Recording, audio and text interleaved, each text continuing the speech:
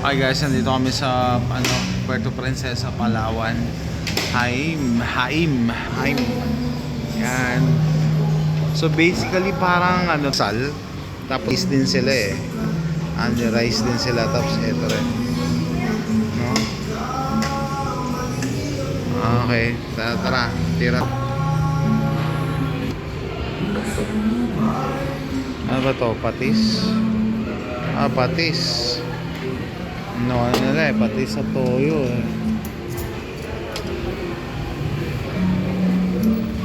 AJ, wait, sauce.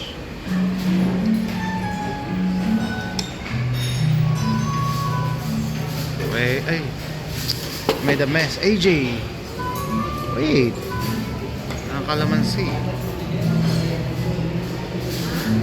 Mami, wait na lang.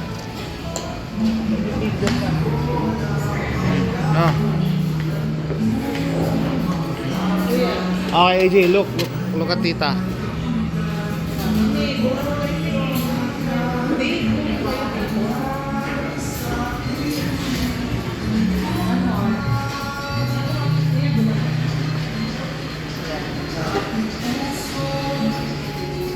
Okay. So, kaya tayo. Tom na ako. Noon nakita ko pa naman yung advertisement ng chicken and nasal kanina. Sabi ko parang gusto kong kumain chicken and nasal. AJ.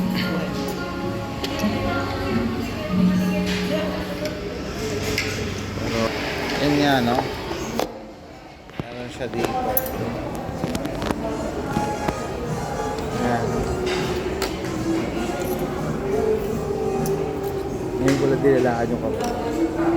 Use the sauce, AJ.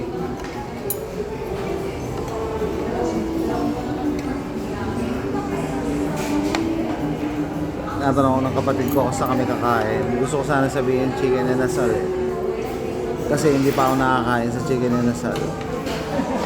Tapos may magko-comment na naman, Diyos mio, hindi ka pa nakatagal mo na nagpo-food vlog, hindi ka pa nakakain ng chicken and nasal. May nag-comment sa baril na ganun eh. Sabi ko, ang dami-daming baril sa mundo eh. Hindi mo talaga mahahawakan lahat.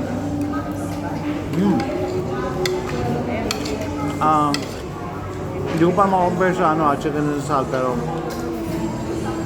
may konting tamis yung timpla nila. May konting tamis yung timpla. Only rice to, di ba? Hindi naman ako malakas sa kanin, pero siguro dito magdadalawang kanin siguro. Kasi brunch na to eh. Additional tong cucumber lemonade drink. Dito lang to sa Palawan.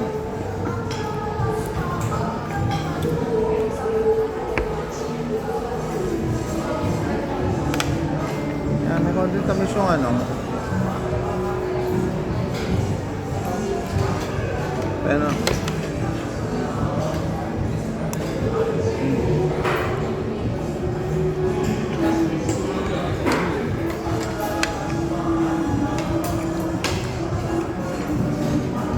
sinare ko nga dati, no?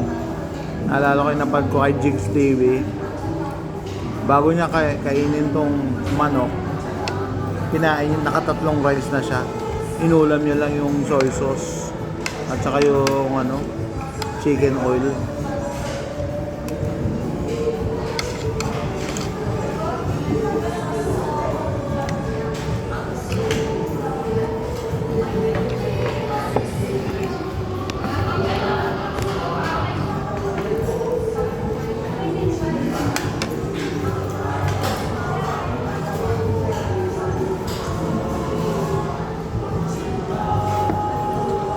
Tapos naka-dosing kanin na ata siya, dosing kanin.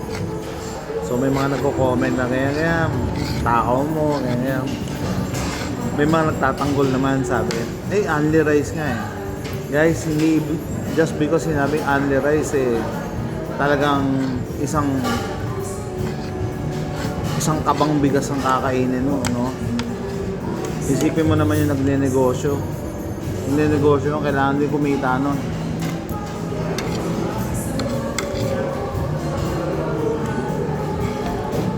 Yung sinasabi nilang only rice na yan, pang hikayat lang yun ng customer.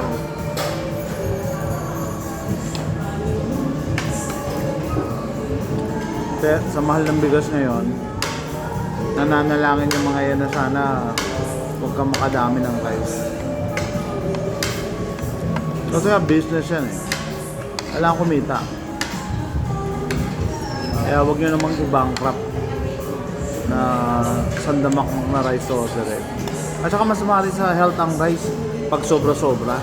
Masama rin sa health.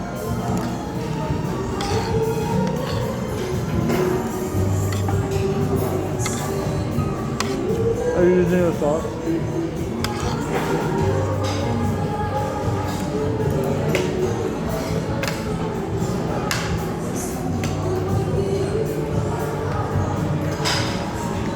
So dito wala silang chicken oil. Kaya to. Wala. Patis at saka toyo at saka kalamansi. Pero yung sauce ng chicken may halong tamis na.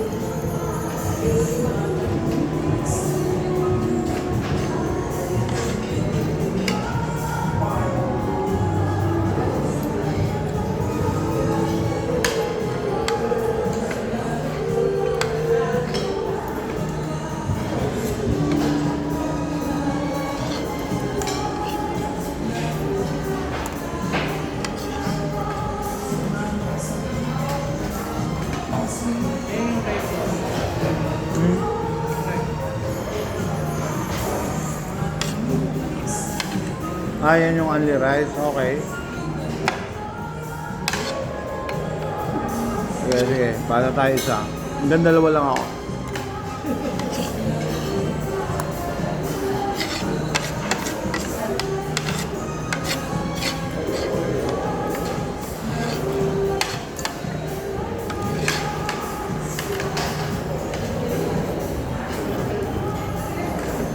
Yun. Thank you. Ayan. I think solved na ako dito. By the way, ayan? Tuesday. Tuesday ngayon, di ba? Tuesday nga ba? Yes, Monday to gabi. Monday to gabi. Kita-kits tayo Sunday. Sunday ako nasa Tax Expo pag nasa Manila kayo. Free entrance yun. What's the day? Tuesday. That was right.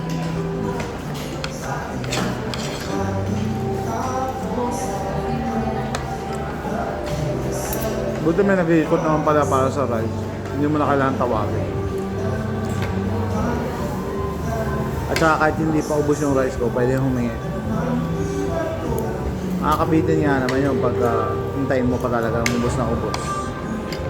Pero dapat alam nyo kung kaya nyo lang para hindi kayo magsasayang mahal ang bigas. Ano yun?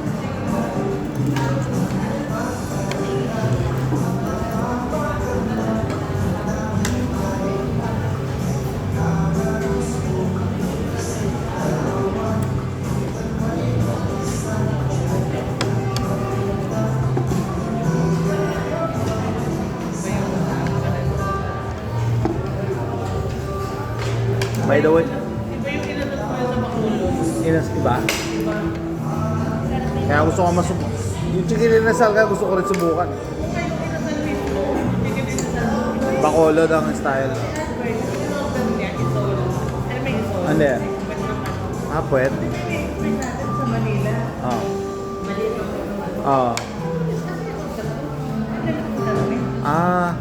Yung pala, Sinam. special breed pala sila. Ah. Dito ang ano nila, pang kinasal nila doon sa Bacolod. Baka GMO yun. Hindi. Sa Bacolod lang yun talaga.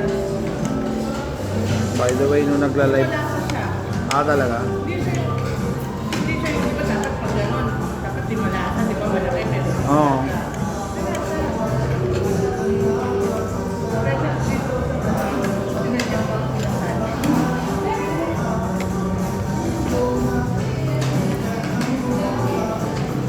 By the way, hinahanap ko yung viewer ko dati na nag-comment na niyayaya ako mag-chicken inasal sa Mega Mall.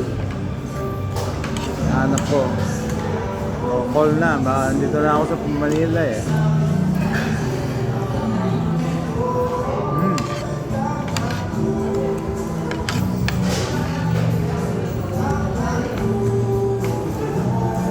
Hindi ko lang alam magkano presyo ng chicken and asal, no? Pero ito ano,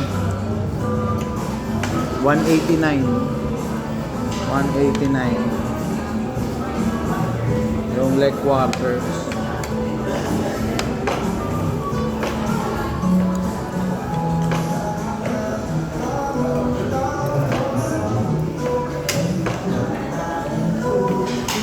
Flip it.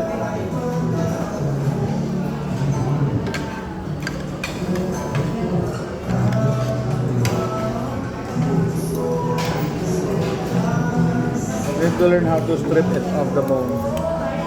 Nasabihan ko si AJ paano ano, kumain walang tira.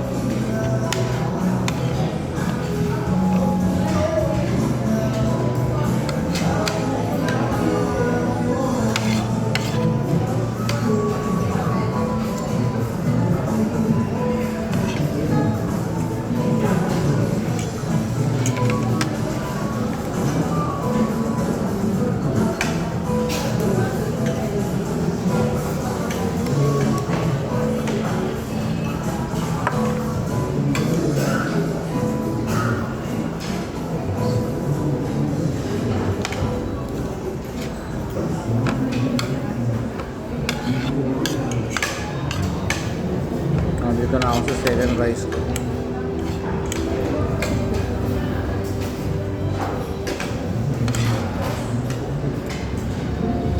Marami pa yan, AJ. You can hold it.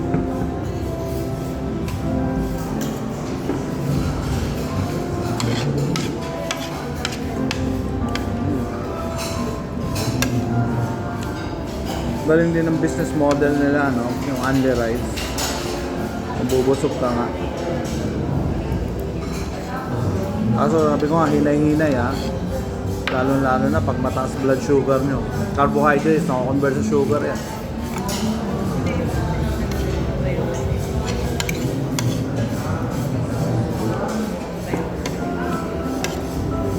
Hindi nila ano din, ibig.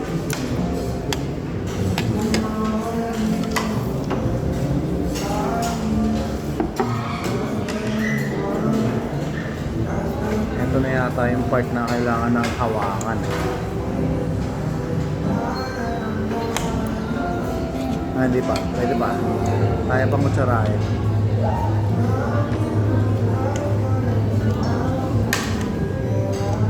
Okay, honest review sa Haim Chicken sa Palawan. Local lang daw to eh. Yun nga, matamis-tamis yung ano, which is appealing sa mga Pinoy. Yung mga Pinoy mahilig sa matamis eh.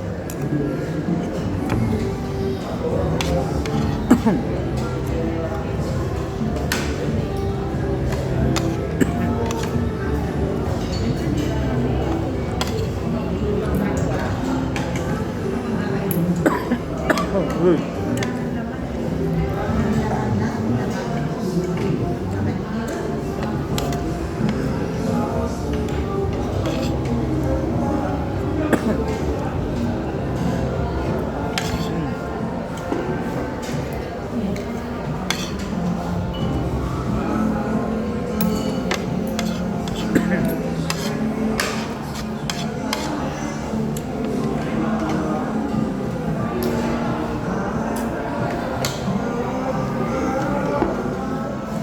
Ang looking forward pala ako dito sa Palawan yung ano, in terms of food trip, yung seafood. Lalo na yung unicorn fish na nakakain ako na nung bata ako, di ko na makalimutan eh. Inihaw yun eh. Inihaw yun ng uncle ko, tapos pagbukas mo sa tiyan niya, pwede mo kutsarain yung taba. Ang sarap ng taba niya, ng isda, hindi ko makalimutan yan. Walang ganun sa States eh. Unicorn fish. Chicken madami. I think America yata ang ano, number 1 consumer ng chicken. Ang dami kumakain ng chicken. kumakain pa yung mga tao doon ng chicken, walang rice. So talagang puro protein.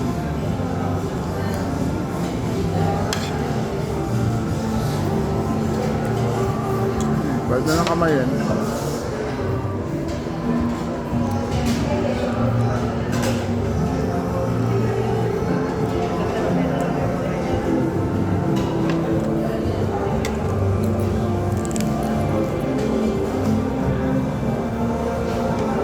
Nagugas ako ng kamay ah.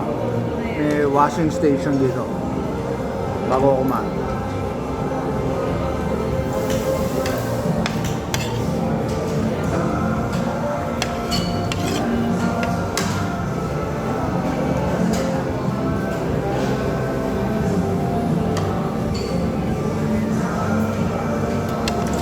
Dalawang rice, pwede yan.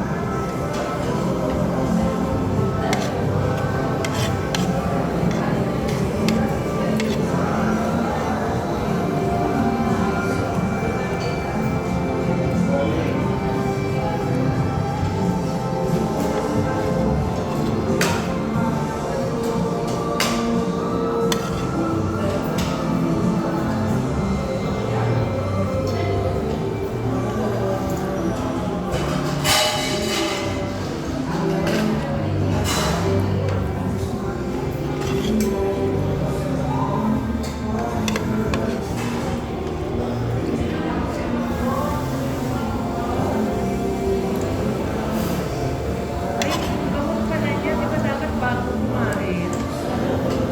Bago ma? Pagkatapos na lang. Maya na lang ako sa balik sa hotel. Sakto. Iiyak na yung aso sa akin ito. Nanatira.